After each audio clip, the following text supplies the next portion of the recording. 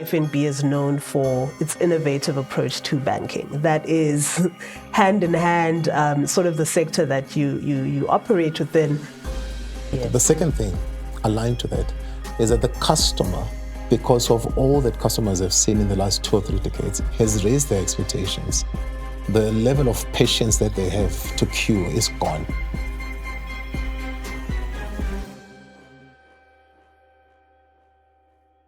Hello, everybody. My name is Nontobeko Tshabalala, and today we have the opportunity to pull back the curtain and find out what it takes to become a banking institution that is synonymous with innovation and customer-centered solutions. So to fill in the blanks and amplify some of the good we already know, I'm joined by the incomparable Chief Executive Officer of FNB Eswatini, Mr. Dennis Mbingo. Dennis, welcome. How are you doing today? No, I'm doing great. Thank you. You're very kind. Fantastic. Thank you so much for joining me today. I'm looking forward to our discussion, but I think before we get into it, I must ask quite possibly the most important question. What book are you currently reading? I try to make time to read. During the week, it's not as easy, but I try to use my weekends to do that, and holidays are always welcome. Reading The Man Who Knew, biography of Alan Greenspan. It's extremely well written, and I like the fact that it's not just talking about the big economic decisions. It goes into the state he was in when those calls were made. So it's educational. It's not the typical book I'd read, though. Is it? I tend to read fiction a lot. Oh, I love that. I think the other stuff I come across during the course of work, I just got curious because I bought it quite a while back. Okay. And then I've been trying to catch up. I love fiction. They say fiction readers are the most creative and imaginative people. So it allows you to dream. Yes. And then to live outside of your usual world. So exciting. So we've already I'm a fiction guy. I love that. So we've already got a book recommendation as well. The Man Who Knew. Yep. And also read fiction. Yep. Keep your head in the clouds. So Dennis, I also understand that you have been at FNB Eswatini a little over 9 years now, if I'm correct. Can you give us some highlights, career highlights, some things that have been notable for you on this almost decade-long journey? It's kind of scary when I think about the fact that it's been almost a decade. I think next year actually it will be 10 years.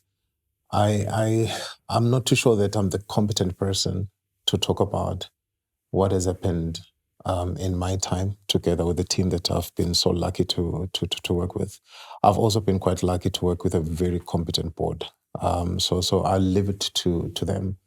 I think when I do reflect, the stuff I think about is more around the opportunities that we've missed, the things that we could have done more on. I would highlight one thing in particular.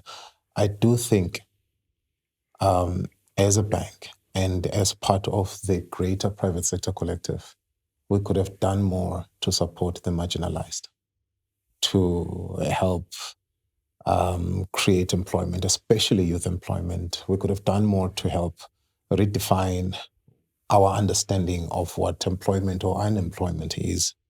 I think we may be, or my suspicion or my reading is that we may be stuck in a definition of employment that is outdated, where we are expecting a hirer and the hired to have a legal relationship, when global trends and our reality, social and environmental reality, is that there's probably big opportunities in solving problems that leads to an economic return. Is it okay that a child who's gone to school and has gone through university and is looking for employment in a village that has waste lying around unattended, is that not an alternative way of thinking about employment? Should we, as private sector, be a bit more aggressive in encouraging those types of conversations? To say, yes, it doesn't mean you have to stop looking for employment, but you can start filling your CV whilst you're looking for the ideal. Solve the problem that the community that you live in may be facing. That itself is employment. So you achieve a couple of things. One, you do solve a community problem. Two, you start informing your CV. And three, you increase your visibility. People will know that you exist. So I get a sense that we probably should have encouraged conversations like that a lot more than we have. So that's just the one part. The marginalized and employment, especially around youth employment. We could have done more. And then the other thing, gender-based violence issues in our part of the world have been very topical. And I don't think we've answered the question around how do you support the educational cause and the social transformation cause in a manner that is sustainable and enduring and meaningfully transformative, not just writing a check to sponsor an organization. What more can we do? So when I look back, those are the things that I think we probably could do a lot better in. Look, hopefully you and I get to sit down another 10 years from now, and we'll be looking back and you'll say to me, those things we spoke about, I managed to get through them. I managed to transform how people think about employment and social issues. Very exciting to be able to pick your brain about this. I think this also gives us an opportunity to reconnect with you, because the last time we heard from you as FNB CEO was during the bank sale of share and listing on the Eswatini Stock Exchange last year. How has the bank been progressing since then? A watershed moment for the bank. And I think we were very fortunate to be supported very strongly by regulators. Obviously, we were working under the guidance of the board. Our shareholder at the time was very, very committed to this happening, and not just happening, but happening the right way. It's been the kind of transformation that you dream about, as a kid trying to plot a career. I think everyone was involved with the decision, felt it and saw it. So we've had a very strong couple of years, especially since what happened during the COVID pandemic. And a lot of our thinking, even before then, has been how do we build an enterprise that benefits the wider community outside of just the employees, the taxmen, and the shareholder at the time.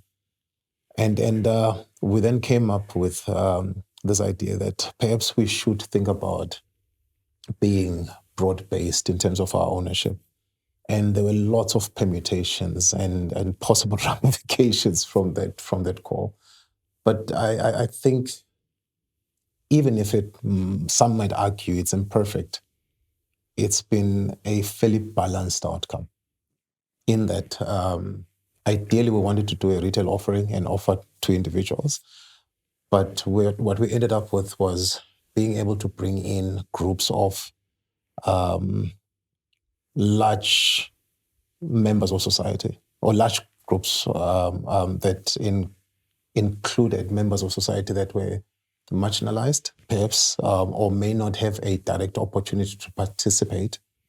They may not have the know-how, they may not have the understanding, they may not have the means. So how do we find them and bring them into the fold? And that was worked out quite nicely. So we've got in our ownership now pension funds that represent a lot of Emaswati, teachers, civil servants, big tick, big part of our customer base.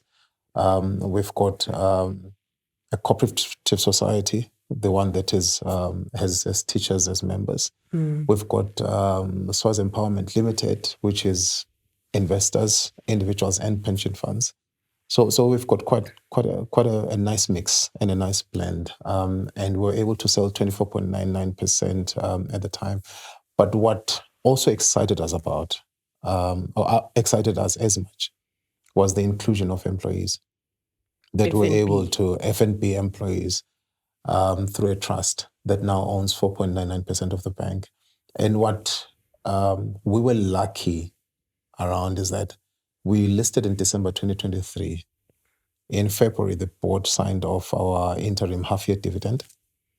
And we paid out, I think it was 84.5 million to those investors as a dividend, of which 4.99% came to employees, qualifying employees, which is those that have been with us for 12 months and are also in permanent roles.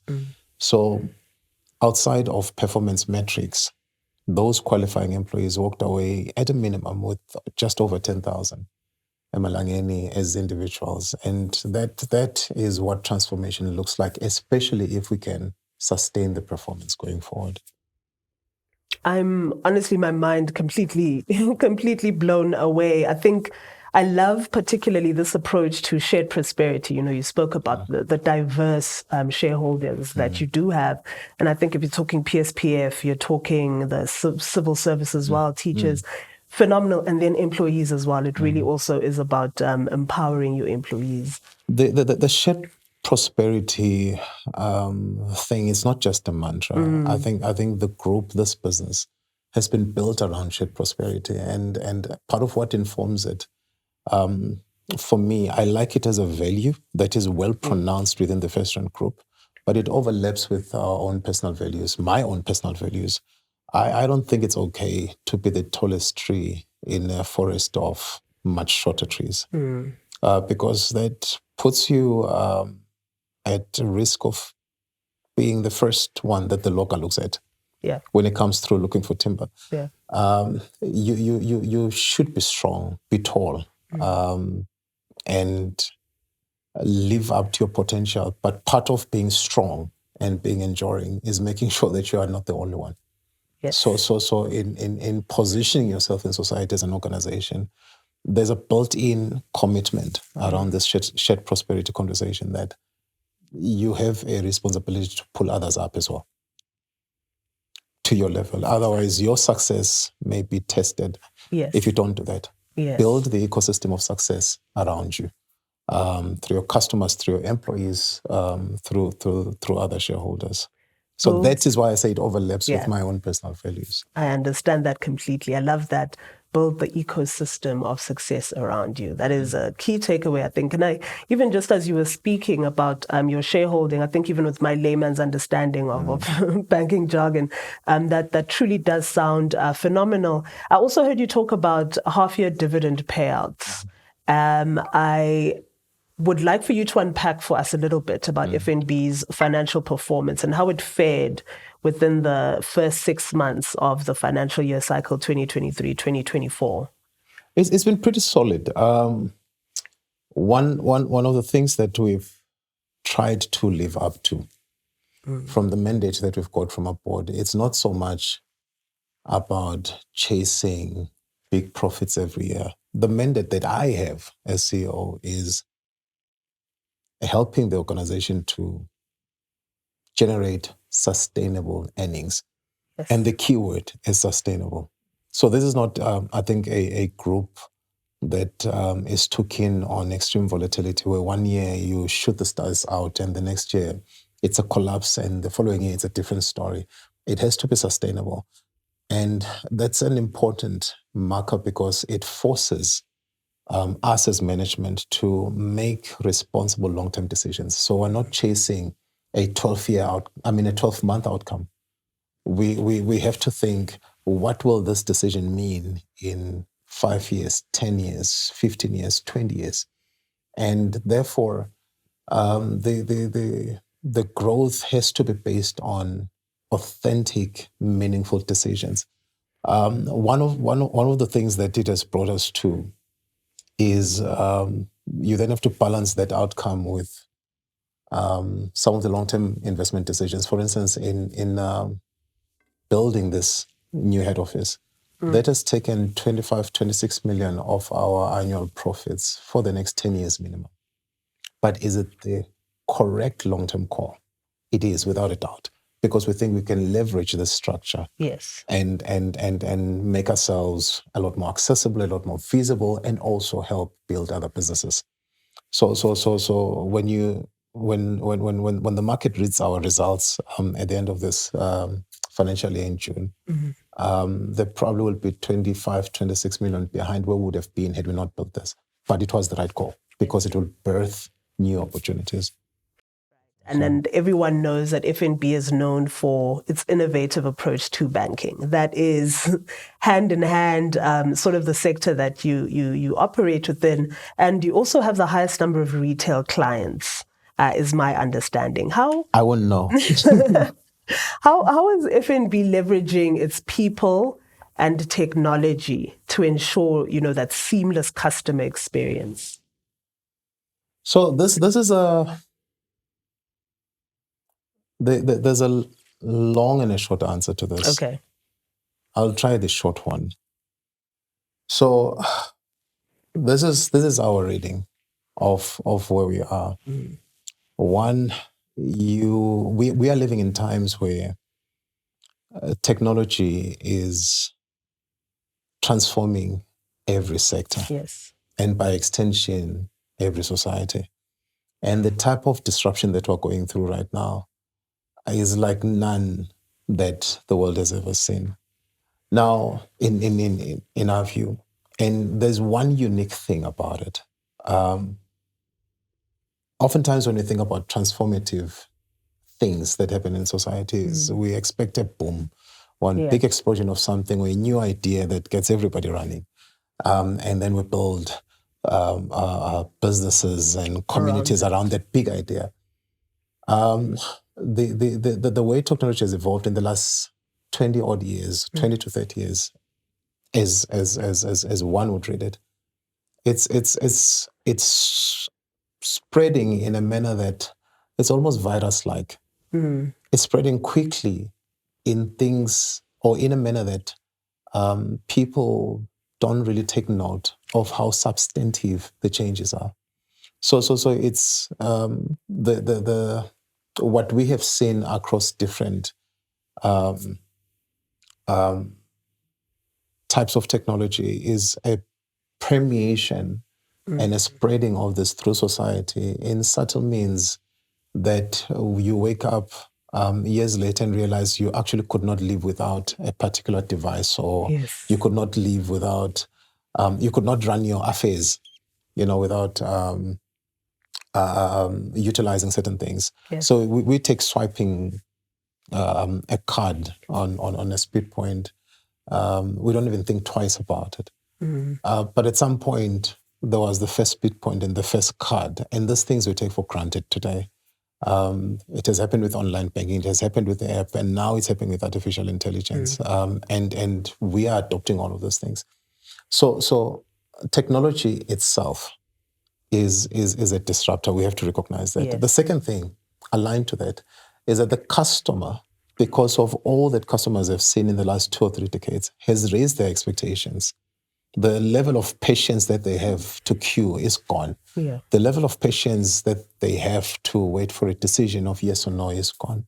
So when you consider that, the disruptive effect of tech and the evolved customer who does not, or has very little reason to give you days and weeks to come back with a decision or to execute an instruction, you then think about the cost that we are all spending to adopt all of these technology solutions that are hitting us at the same time.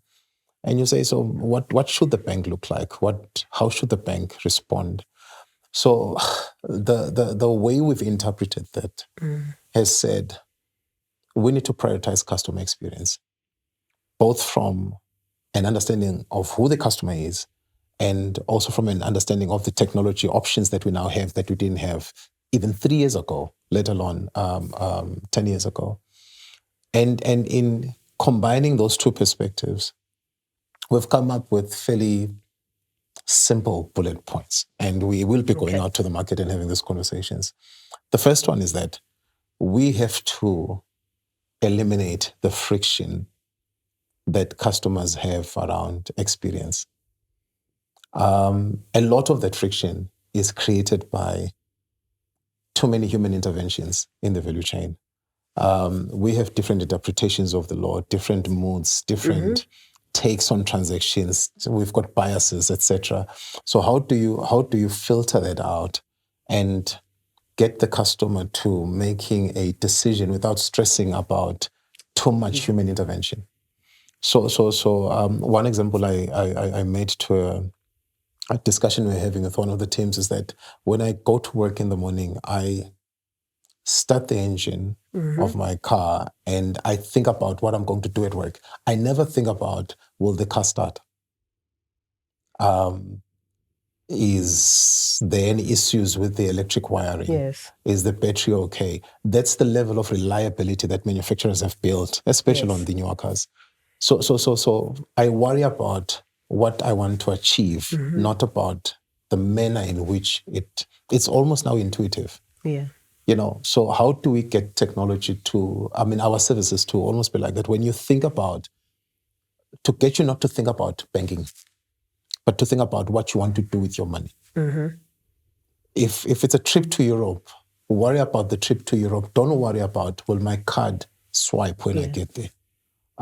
So we need to remove the friction, and I can unpack how, at least in our thinking, how that can be done. So at a very basic level, I'll talk to the other 2 points just now. At a very basic level, what we want to do is, for our environment, is we don't think you should be going to a branch to open an account. We should be able to enable you to open an account remotely.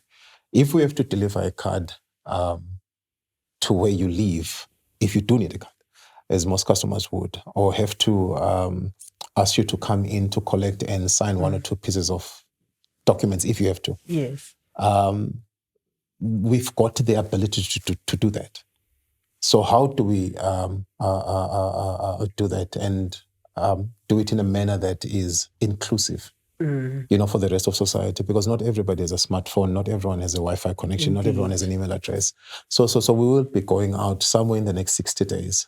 We'll be going out to the market. That's soon. To drive this remote account opening. Call us, reach us through the app. Yeah. App Apply or some of the platforms that we have, WhatsApp. Send an email to a dedicated email address. We will start the process. And so when you come to the bank, you're coming to the bank to, if you want to collect what you need to collect. So we've thought about that. We've thought about, if you have to apply for a personal loan, why do you have to come to the branch? There's this well-established expectation that if I need a loan, I must walk to a bank. No, you should be able to call and access us through the platforms that we have, through the app, through the many different channels, and let us process this. You need not come to the bank at any given time. I know one of the limitations has been the contracting process. Fortunately, I think in the last couple of years, Eswatini has allowed laws that we believe now allow us to contract electronically. One of the things that in our environment is also quite telling, customers, big and small alike, there's still a lot of coins in the system. And it takes a long time to count coins, and to organize the coins, to have them counted, and then to have a teller accept them. It's a lot of human time that could be better invested in helping you make much more important decisions. So we have already purchased coin counters that will be in all of the branches somewhere in the next 60 days. And we'll be asking customers to deposit the coins there. And then for now, to just submit the slip inside, then we give you the credit. Ideally, we do want to create a link between that coin depositor and your account so that this whole thing is automated. We are also, I think we spent a lot of time to build or rebuild our thinking around private banking. And this has been from learnings, and it was quite intense around the pandemic era.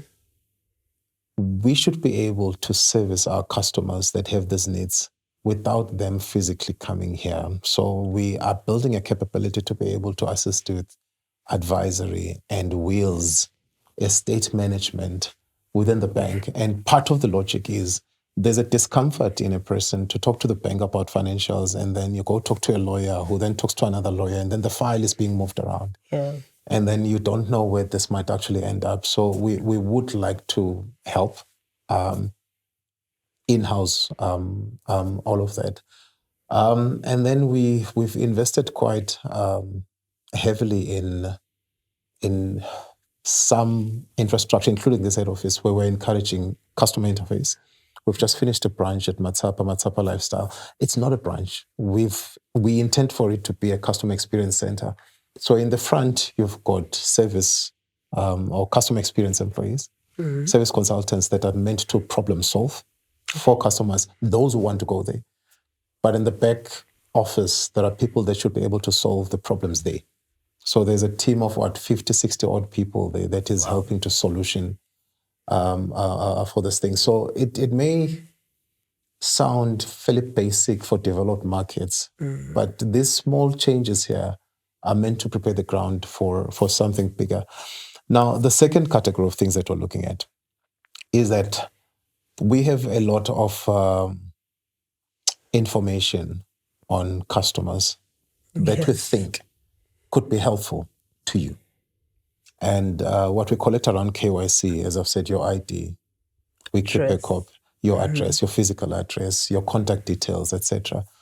That information can probably be used a lot more intelligently. And I'm quite excited that through the Bankers Association, finally, we seem to have a government that is seeing this thing in the same light, because we have tried to open the subject up before with very little, success. So why would, if we've got a copy of your ID, why would you go to Home Affairs to apply for a passport or to receive your passport? Why would it not happen through banks? In other markets, it is happening.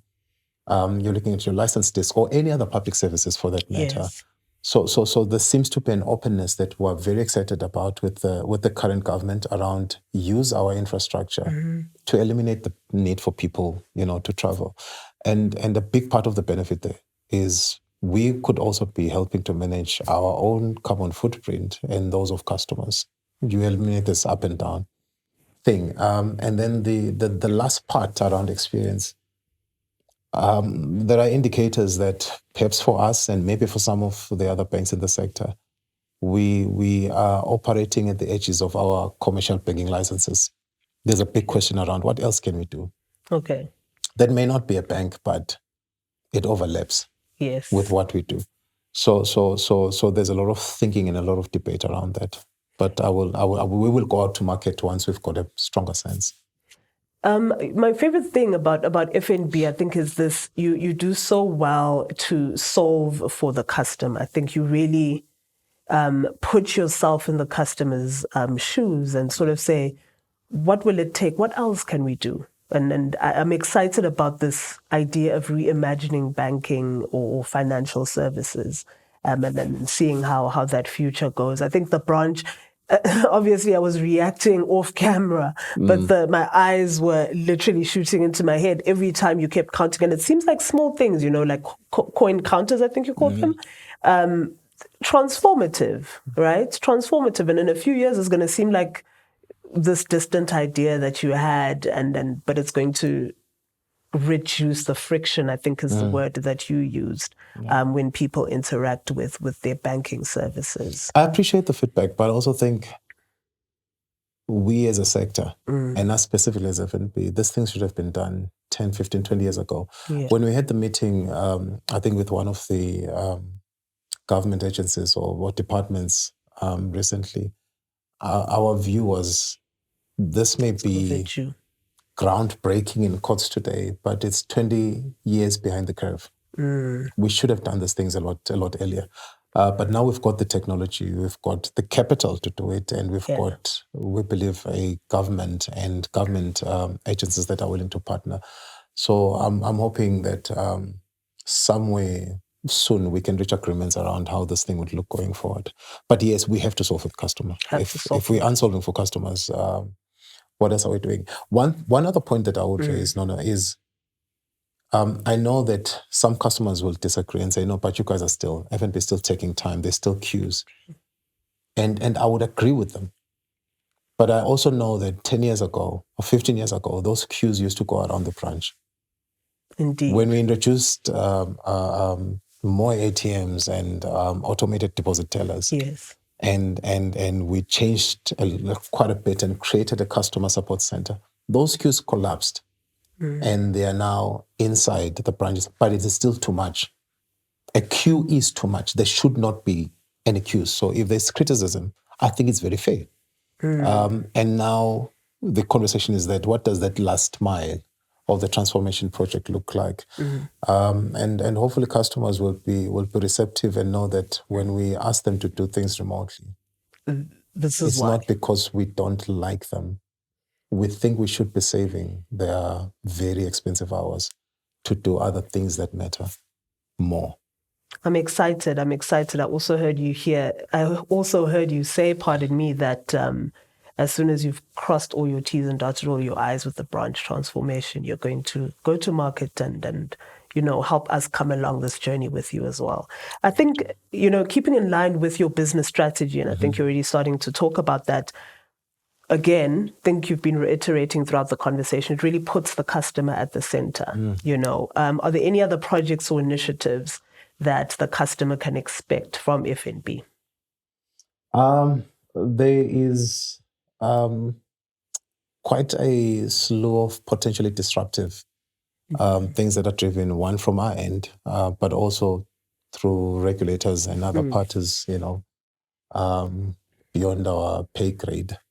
So we are expecting the national payments mechanism that Eswatini uses right now is currently outsourced to a different country to be localized and brought back into Eswatini. It's going to change a lot. And I think the regulator, especially the Central Bank of Eswatini, has spoken to that. It is going to impact a lot, but we just need to make sure that we get into the detail, the granularity around how do we protect pricing to make sure that we're moving from a bigger environment in a different country to a smaller environment. Yeah. How do we make sure that the commercial agreements in the background protect what customers ultimately have to pay without necessarily, it's the regulator's mandate. But you want that to happen through a commercial mechanism rather than through regulation in an ideal world. So we're expecting some changes there. There's a lot of talk around the common monetary area in terms of how cross-border flows from Eswatini to the common monetary countries should flow and from them here. So we're expecting some big disruption somewhere around September. Okay. And there's lots of work that's being done in the background. We think we are reasonably well prepared because we've already built a capability on the FNB app where before you could send money instantly cross-border. I think as of September, we'll now be asking everyone, including small values, to go through the app or to go through online and just complete a lot more fields before the transaction is allowed to go through, because that is what is now required by regulation. We think we can reduce this to minutes. It's a big change for us because we're moving from seconds. Yes. So we can reduce it to ideally, I know right now we're talking about an hour or so, but we can drop it to about 20 minutes. That's the target anyway. And then ultimately we think it would be seamless. And the limitation is that because now we're going through a differently regulated process, there are windows where the flows can be accepted and allowed to go through. So that's the one limitation. But I do think that between us and regulators, there is a lot of effort being invested in solving for that too. It's going to be an uncomfortable change because from an experience perspective, it takes you one or two steps backwards. Yes. But we still think we've got the will and the technology to still leapfrog. So please, my request would be for customers to please bear with us for just a while whilst we all go through the transition. We won't drop you. Fantastic. How would you say that these offerings align with FNB's, commitment to helping the customer, not only your customers, but also the Eswatini community as a whole, the entire country? Because that is the context that you operate within. We don't want, I certainly, my ex-colleagues are not in the room. I certainly struggle to look at us and think of FNB as a bank. I just think that's too narrow. the things we do and the way we think, we need to transcend banking. Yes, that's the licensed environment, but we should see ourselves as a lifestyle partner, a lifestyle enabler. Because when we lock ourselves into thinking that we are just a bank, we'll then trap ourselves again into a very specific way of doing things. So how do we enable your life and enable business, a business enabler, enable business to do what business needs to do? So a lot of the changes that we're looking at are trying, it's an attempt to transform the bank into that type of thinking. We also see ourselves as a fairly serious technology player. And there's a big question that we, I think, have raised with our board to say, what should this look like, long term? Yes, we're a bank, but everything that we have now is technology driven. How do we then build this entity that still fulfills its commercial banking license obligations, but becomes the beast it needs to become to continue its growth and to continue its positive influence on society? So I'm excited by the fact that there are these big questions that we have, and I'm okay with not having all of the answers today. Because it gives us almost like a white paper for innovation and for transformation. But yes, enabler. Lifestyle and business enabler. I really like the sound of that. And you're talking about taking us just beyond banking, right? It's about my entire life, embroiled and ingrained inside how FNB works. I really love the sound of that. And I think this also brings me now to my next question, particularly about context, right? FNB Eswatini has been actively involved in various social initiatives. And I think we started our conversation actually where you touched a little bit on some of these, particularly donations to educational institutions as well as healthcare programs. Can you share some details about the bank's community impact efforts as well as its vision for corporate social responsibility? Yeah, we're a bank, but we're also a citizen, a corporate citizen that employs citizens. Yes. So at a very dry level, if I may use that phrase, we are one of the biggest taxpayers in the country. And we're okay with that. It's not an uncomfortable role at all, because the infrastructure that we've built this business on needs to be attended, maintained, expanded. So we do see ourselves as a fairly serious taxpayer, and we take that role quite seriously. We also see ourselves as linked to this shared prosperity conversation. It's not an option. It's not a nice to do. We have a clear accountability to the communities that we serve and to the customers that we bank to address social issues, especially those that can be contextualized and packaged, and you can more or less trace your intervention to outcome. Because that usually is where the noise is. We receive hundreds of requests every month. I'm sure. To support this or that cause. So we do invest in identifying activities and items that will have a lasting impact. So we've supported certain sporting codes. I know we would have liked to do more, but there are limits to what we can do. We picked golf because it also linked to a substantial portion of our customer base who were drivers, and it offered a connecting opportunity, drivers of the business or drivers of value. And it offered an opportunity for connection, and it was meant to promote a sporting code that we don't think, that we think actually had room for us to make a difference. I think other sporting codes already have owners who've done a fantastic job with them, and we appreciate that and we respect that. We also are quite invested in supporting entrepreneurship because that again aligns with who we are. The jumpy innovators that can't sit still. So that is why we support the Entrepreneur of the Year awards, and we'd made a commitment to our partners in government that it's a fairly serious activity. We started a couple of initiatives around the Kotsala Employment Activation Program and child-headed households. Those were in-house developed solutions meant to address a clear need. So the Kotsala Employment Activation Program was meant for people like the ones I described when we started. Yeah. You know, you're waiting for a job, but you see a need. Yeah. You don't have the paperwork and the history, the credit history to get funding. Can we give you 50,000 emalangeni to start that waste management project in your village? So it was meant for opportunities like that, and it's been tough to make it work, but we haven't given up, and we want to bring it back to the discussions. And then child-headed households, it speaks for itself. Yeah.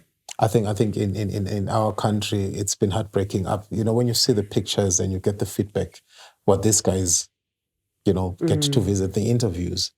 And that was not meant to just feed. And so we focused on food, we focused on clothing, we focused on where possible school fees as well for those vulnerable kids. But a lot of that initiative was not so much around the material stuff. It was also around protecting these kids from abuse, potential abuse. Yeah. And especially the girls from making certain decisions too early in their lives. And I think it worked brilliantly. We are looking at reviving that and doing another round. So we do want to go back out to the market, to the community rather, to identify those families and be able to track the development of those. I think we also having conversations, and I've certainly been part of multiple efforts to identify young people. Some of them are already with the bank today. Yeah. You know, from high school to this grooming and mentorship conversations that we do want to extend throughout the bank. And it's not so much around telling people what they need to do.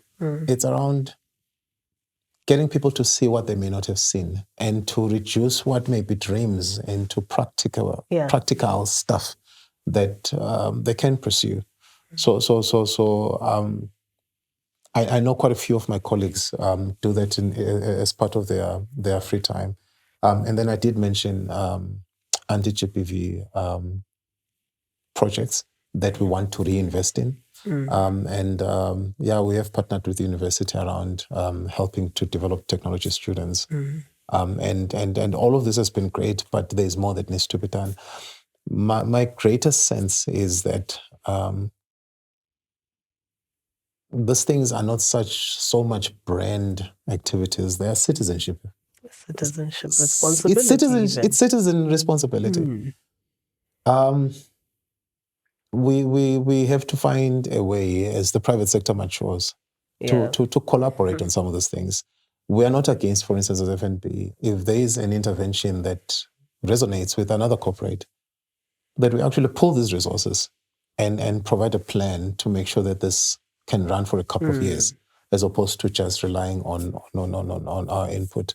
So if we want to transform society, we can't just be competitive around help. I think help should just be part of basic accountability of your corporate citizenry, in addition, obviously, to the taxes that we pay.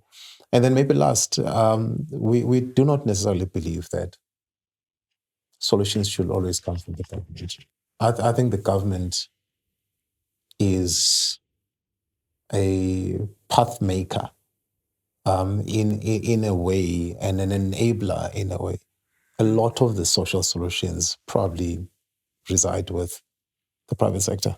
We've got the capital, we've got the ideas, we've got the energy, we've got, the resources, the exposure, etc. We just need to find a way to partner in solutioning for those things.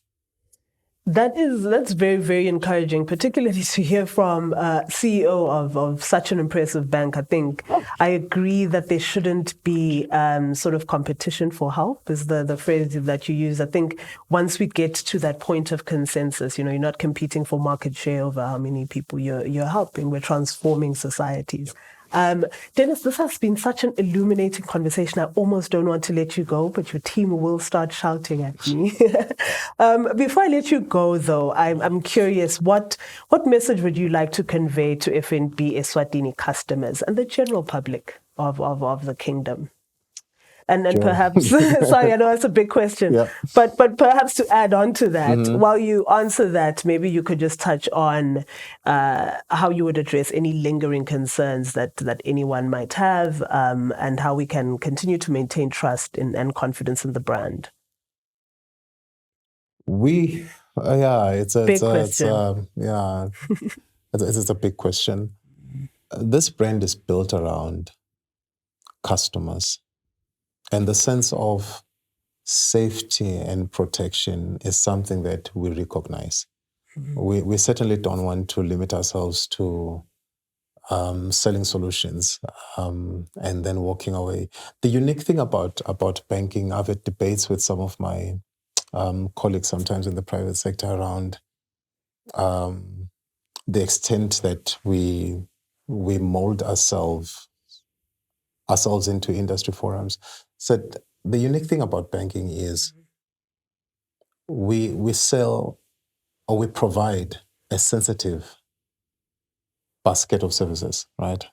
Or a basket of sensitive services. Yeah. Money is a sensitive It thing. is.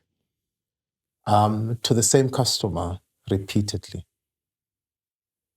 So you say you've been with us for 20 years. Yes.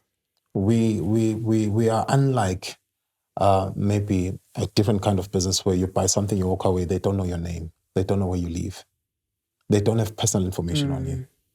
They've got your money and perhaps the card that you used to swipe. We don't. We sell services to people where we first require to know who they are, where they live, marital status in some instances, for instance, how much they earn. That makes it quite sensitive. So we recognize that, and that is why we've invested in not just technology to protect that information, but we now believe that we should actually go out a lot more often to explain how that information is being protected. We will not in any way, and my colleagues will attest to this, there's always requests, sometimes from law enforcement and other parties. We have to make sure that if there is a request, it meets the legal test. And in a lot of cases, we get the customers involved. And we ask whoever is asking to say, make sure you go to court, make sure that the customer is aware that there's a request to this and there's engagement, so that the customers are not surprised. I'm quite happy that there's a willingness to reconsider some of the rules and regulations around suspicious transactions reporting, for instance, because it makes us a lot more comfortable. Yeah. It will allow us to filter substantially what actually goes out to the benefit of the customers. But yeah, we do take customers seriously, and the trust that we have built over the years is a foundation for a lot that we think we can do for their benefit. And I say this for FNB, but it's probably also in industry position. Yeah. Dennis, thank you very much. I think, we started the conversation where you spoke about shared prosperity, pardon me, with regards to your shareholding. And we sort of capped off the conversation with shared prosperity as pertains to your social impact and CSR. I think this is very exciting for not only myself as a customer, but as a citizen, of the kingdom. So thank you very much for taking the time to speak to me. I don't know if you have any final words, or I'm still picking the brain of. I'm sitting with the CEO. I'm gonna shoot my shot. No, that's fine. No. Thank you for coming through and for agreeing to do this. It's been a good conversation. I think going forward, there should be more of these things, more of these conversations, whatever is happening. In fact, sometimes just sharing ideas outside of any triggers. I think this community is thirsty for that. Talking about possibilities, giving people hope, painting a vision of the future that is inclusive and accommodating of other people is something we do need, because bad news and negative news spread without effort. Mm-hmm. There is not enough counter information that is talking about hope and possibilities.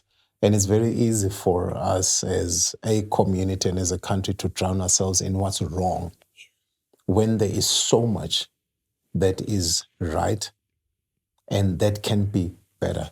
It does not diminish the what's wrong conversation, because we need to have that conversation.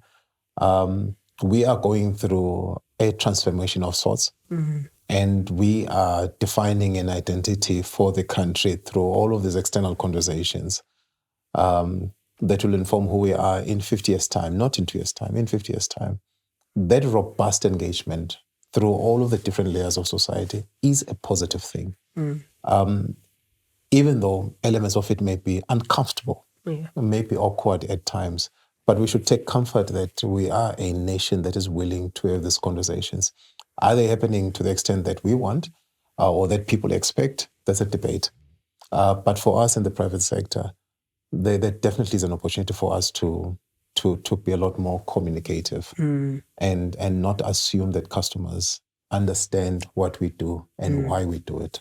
So this has been a brilliant opportunity, and I look forward to more conversations in future. Thank you very much, Dennis, for allowing us to reconnect with you. We have just had a riveting conversation with the man behind the magic at FNB Eswatini. Dennis, once again, thank you for your candor, your time, as well as your insight. I think not only for myself, but the viewers who are watching as well, there's some exciting things in store, and we can't wait to see all of that come to fruition. And with that, ladies and gentlemen, that is my time. Goodbye.